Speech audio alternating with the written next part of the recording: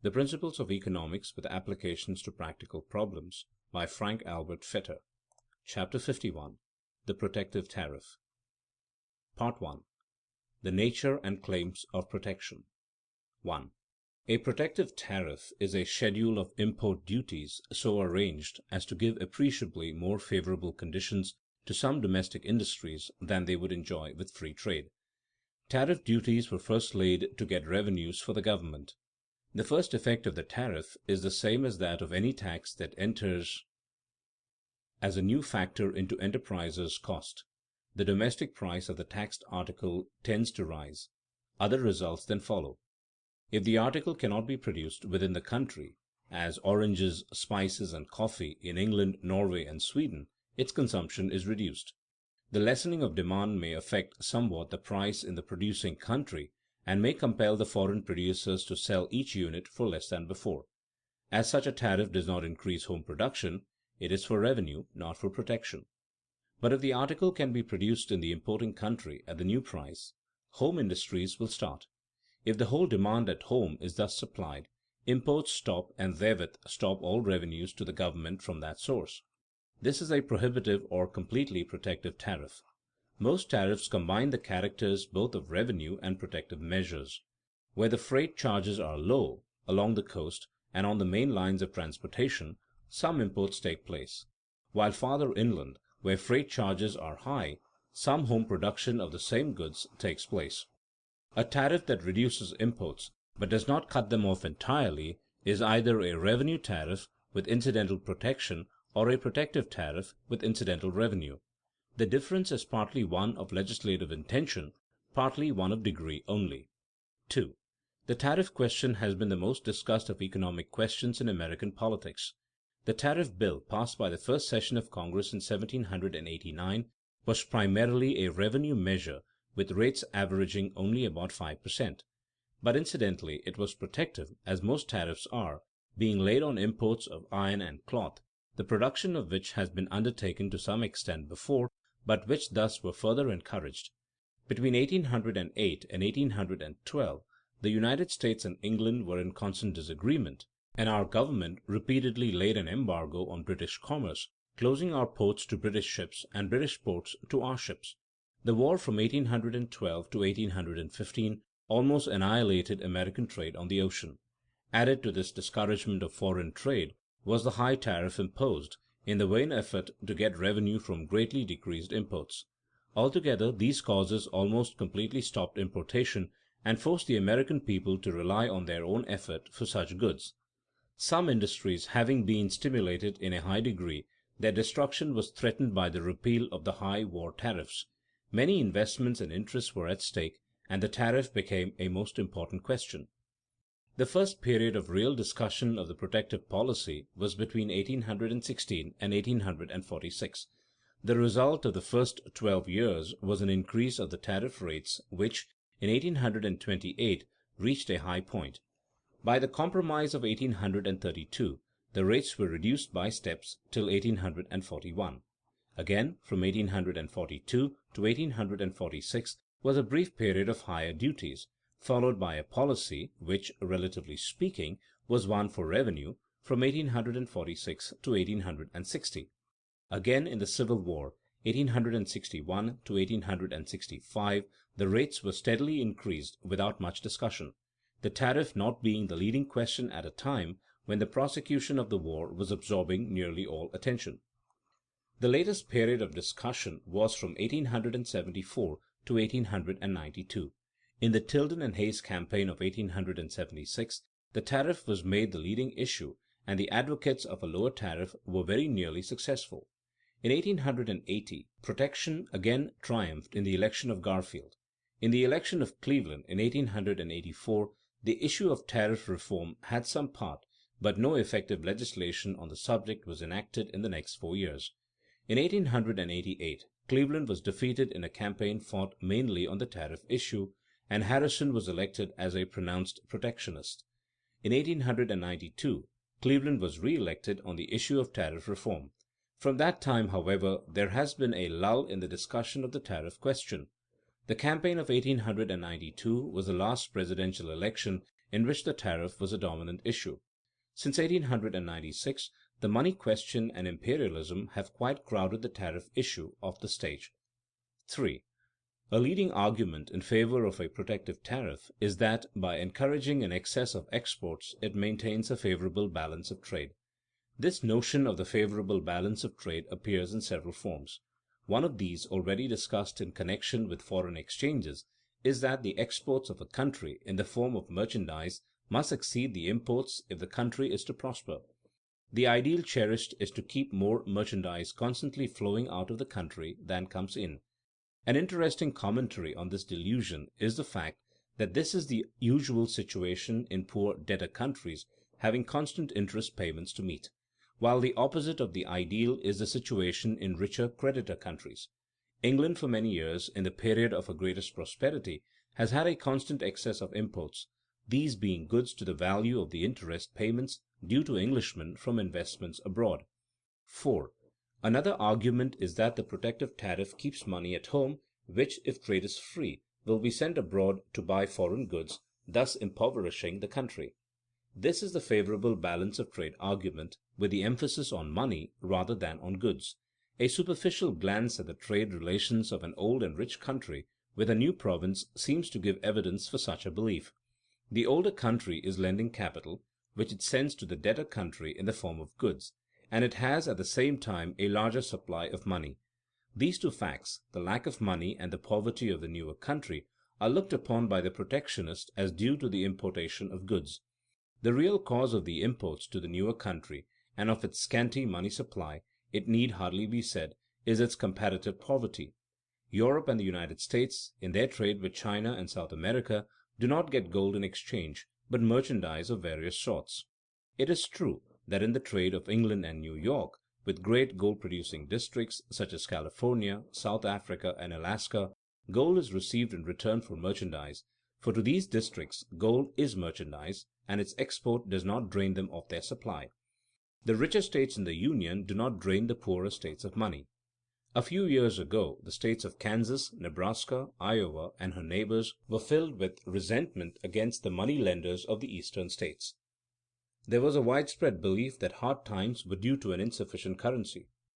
Attempted action took the form of the greenback and free silver movements, which were defeated by the opposition of the East, but there can be little doubt that if the federal constitution had not forbidden it, the discontented states would have established a protective tariff to keep their money at home.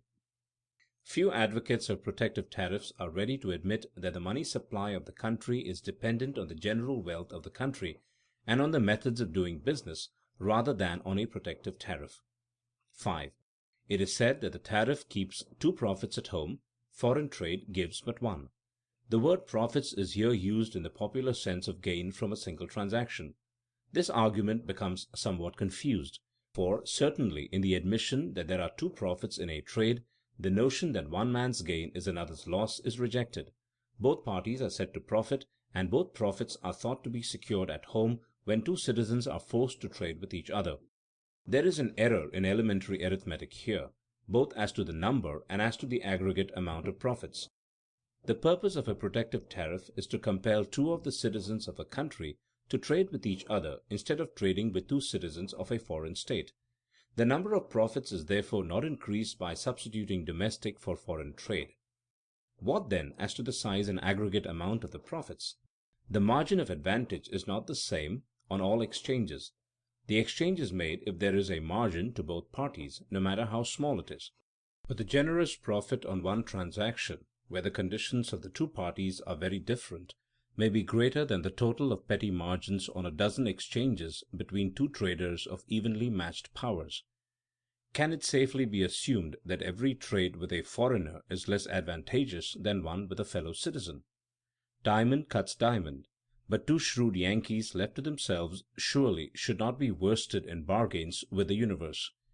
If they could exchange to better advantage with each other, they probably would discover it as soon as the interested manufacturers and political orators, who can prove so eloquently that they know the other man's business better than he knows it himself.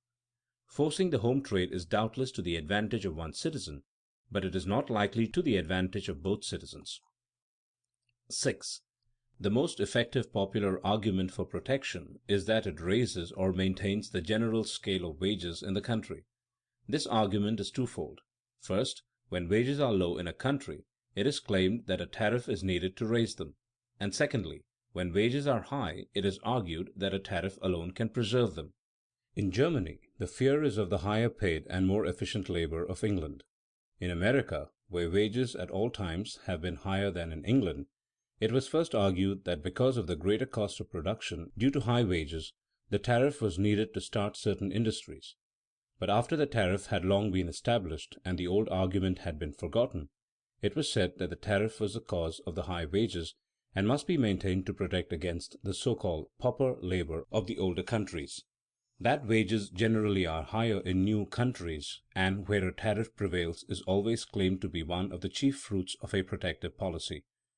The cause of the high wages in America appears to be the productive efficiency of industry under existing conditions. Labor is surrounded here with advantages in the forms of rich natural resources and of mechanical appliances such as never before were combined.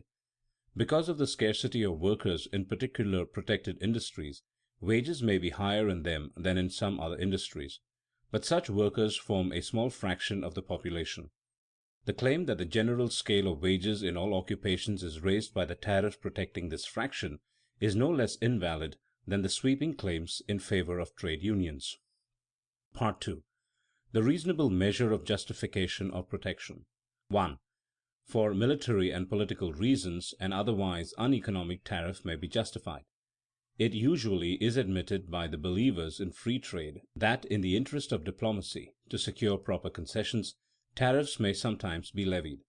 Even in England, where protective arguments long have had little acceptance, Mr. Chamberlain, with his eye on a tariff union, an imperial federation of England and her colonies, has been advocating this policy. In such a case, there is no pretense that the justification of the tariff is its immediate economic advantages. It is an expenditure for ultimate gain. By the same argument, a protective tariff is upheld as a means of defense, to encourage the building of ships, arsenals, and factories for munitions. It is always questionable whether an outright expenditure would not be better, whether the government cannot build its own arsenals, shipyards, etc., more cheaply than it can foster private enterprise by means of a tariff. 2.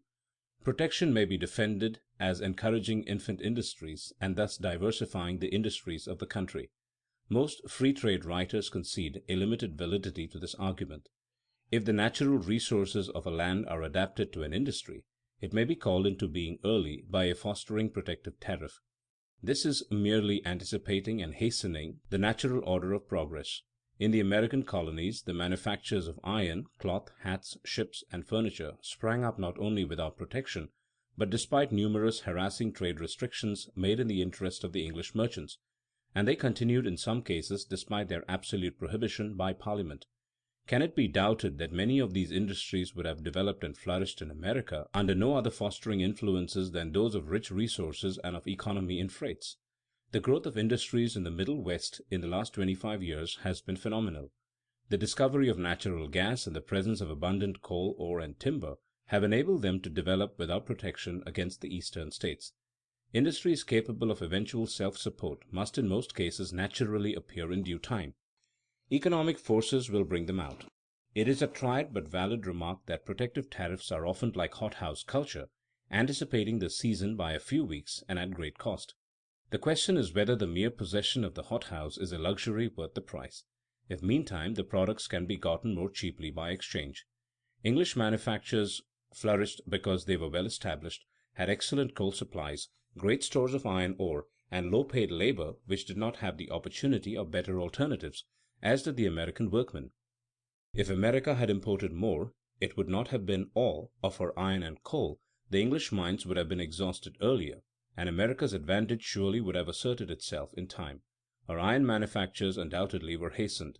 They cannot truly be said to have been created by the protective tariff. Industries are forced into an earlier diversification by tariffs. The peculiar advantages of a new country attract labor and enterprise into a few lines. Is it an evil? Contrast Iowa, Dakota, and Minnesota, or Kansas if you please, with New York and Pennsylvania.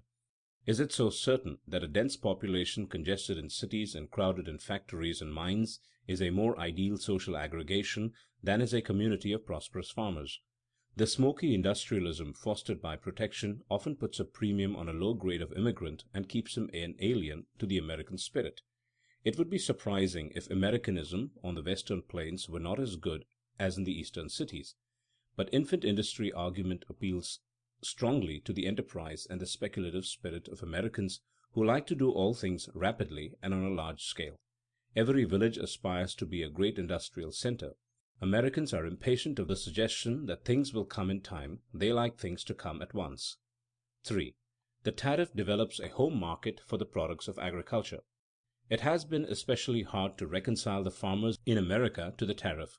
While in England the protection that existed before 1846 was almost entirely for the benefit of the landholding interests, the tariff in America has been peculiarly favorable to manufacturers. The home market argument is the protectionist appeal that has proved most effective with the American farmers. This argument, which takes on several aspects, is akin to the two profits argument when it declares that the shipping of food to Europe and the importing of manufactures involves a great cost for freight which could be saved by manufacturing at home. Of course, the farmer is supposed to pay this cost, although there is nothing in the argument to show that it is not all paid by the Europeans, either the manufacturer or the food consumer. Home trade saves the freights for the farmer only in case he can buy goods under a tariff with less of his own labor and products than under free trade. The payment of freight charges is true economy when the goods can be bought at a distance on more favorable terms than near home. The freight argument proves too much, for it condemns every exchange within the country of goods produced a stone throws away from the consumer. Again, the home market argument dwells on the greater steadiness of domestic trade. War or political changes, it is said, may change the demand for products.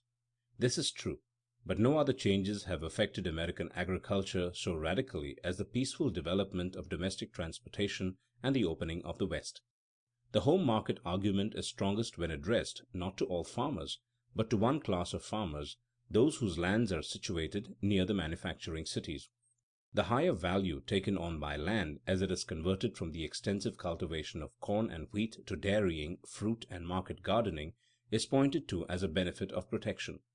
The decaying agriculture and deserted farms throughout the great industrial states during the past 25 years are pathetic evidence that this benefit has failed to come to the average farmer just where it should be most expected. There is, however, a partial validity in the argument as applied to a comparatively small number of farmers who gain as landholders, not as tillers of the soil. 4. The tariff may keep some of the natural resources of a new country from becoming quickly exhausted. The export of food takes out of the soil and out of the country fertile qualities never to be returned. The shipment of several $100 million of food products year after year represents a tremendous drain from the soil of the United States. The assumption, however, that the use of the food in this country would preserve the fertility of our own fields has been in the main mistaken. The fertile material in the food shipped for human consumption 5 miles away from the field is almost absolutely lost. Engineering skill has as yet succeeded in saving hardly a fraction of the fertile organic matter that flows into the sewers, that is dumped into river and ocean, and that is buried in heaps at the borders of our cities. On the other hand, the increased use of iron, coal, and timber, as a result of encouraging manufacturers, has very effectually aided in exhausting the natural resources of the country. 5. A new country has a limited potential monopoly in certain kinds of products. A tariff may make it effective. The opening up of a new country with rich natural resources may be a great gain to the average consumer in the older countries, although it causes a loss to a special class of landowners. Whether the citizens of the older or of the newer countries shall reap the greater benefit in the trade depends on the reciprocal demand for the two classes of goods, as was seen in discussing the equation of international demand. A wide margin of advantage may go to one party and a narrow margin to the citizen of the more favored land. To put it concretely, if America, having great natural resources for agriculture, continues to exchange food for manufactures up to the narrowest margin of advantage, England reaps most of the benefits of the trade. An American tariff on manufactures from England will, under such conditions, check the demand for English products and compel some Americans to leave farming. This reduction of the American supply of wheat or corn and of the American demand for English manufactures compels a new ratio of exchange. It is conceivable that exchanging fewer goods at a larger margin of advantage will give a larger total of gain to the favored nation. Thus, by the shifting of the ratio of exchange, foreigners may be compelled to pay a part of the tariff to enjoy the favored market. This is but a special case of the monopoly principle. The government by law artificially limits the supply of goods offered by its citizens. This argument is somewhat subtle, but probably is the soundest one in the theory of protection. The supposed conditions seldom occur, but they may exist, and probably have existed in America. When the great system of internal transportation was developed in the United States before that of the other new countries, this country had such peculiar advantages for the production of food that the quantity was enormously increased and the prices fell. At such a time, the tariff may work toward retarding the unfavorable turn in the ratio of exchange and toward re-establishing early a more favorable ratio. But the limited application of the principle must be recognized. The potential competition of undeveloped countries on all sides, seeking to develop their resources, to raise their own food, and to profit by the higher prices in the world market caused by the tariff, threaten the peculiar advantages of the favored land. A great nation with its manifold interests is not eminently fitted to practice the gentle art of monopoly. Part 3. Values as affected by protection. 1. An increase of the tariff is favorable to many capitalists and to many owners of natural resources. A denial of large general advantages in protection is not the denial of all its influence on value. On the contrary, it cannot be too strongly emphasized that manifold interests are affected by the tariff. Owners of natural mineral resources are among the first to benefit. When the price of iron is low, many iron and coal mines may yield no rent and have small prospective values. A tariff forcing home production opens the marginal resources and gives them a large capital value. Factory sites in surrounding lands leap from the level of rural prices to that of city real estate. The owners of farms situated near the new industries have a home market and get scarcity prices, as they alone can supply the needed fresh vegetables and dairy products. Wealth less favorably situated, however, is in many cases depressed in value because its products exchange for smaller amounts of other products. 2. A tariff is immediately favorable to some enterprises and to special classes of workmen. Enterprisers already acquainted with and engaged in a business always may hope to gain by the higher prices immediately following a rise in the tariff rates on their particular products. Though they are granted no enduring monopoly by the protection, they for the time enjoy the advantage of being on the ground and reap the first fruits of the favoring conditions. The enterpriser usually profits when the price of his product suddenly rises. Usually skilled workmen are affected slowly by competition when there is any considerable increase of their special industry. The burden of higher prices is very soon distributed to a number of less favored citizens. A part of it may be borne by the retail merchant, a part by his customers. The weight falling on each is usually small, often unsuspected, always hard to measure. The increased benefit is concentrated in a few industries and accrues to a comparatively few producers. Here is a recipe for riches. Get everybody to give you a penny, they'll not miss it, and it will mean a great deal to you. Something like this happens in the case of many protected industries. Every consumer of the article pays a penny more, a few wage earners gain, and a few enterprisers wax wealthy. 3. A sudden reduction of the tariff causes local crises and may bring on a general crisis. The repeal of the tariff works in a direction the reverse of its enactment. The benefits of the lower prices are diffused. The immediate injury is concentrated and acute. Factories are closed, capital is depreciated, labor is thrown out of employment. The organic nature of local industry causes the evil to be felt by many classes. Merchants, professional men, servants, and skilled laborers that are tributary to the depressed industry suffer. The effects are transmitted to commercial and financial centers, and credit is shaken. The readjustment of industry is slow, and much capital is lost in the process. It is rarely appreciated how great is the tactical advantage enjoyed in political contests by the advocates of a high tariff. They can so easily impress the popular judgment with the evident fruits of their own policy, and with the immediate dangers of the policy of their opponents.